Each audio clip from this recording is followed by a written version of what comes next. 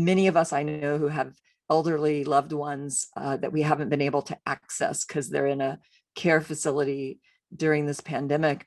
You know, I don't know if anybody else has, but I kind of wished I could have had some big fluffy thing, give my mom a hug, right? I give her this virtual hug over Zoom. Mom, I'm giving you a big hug and squeeze now. Close your eyes. Can you feel it?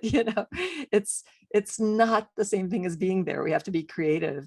If a robot just walked up and did that, even with a person with memory stuff, it's just not the same, right? We know that. And yet, just like telehealth has replaced a lot of face-to-face now, I don't think it's as good, but it has some advantages, right? It has some features.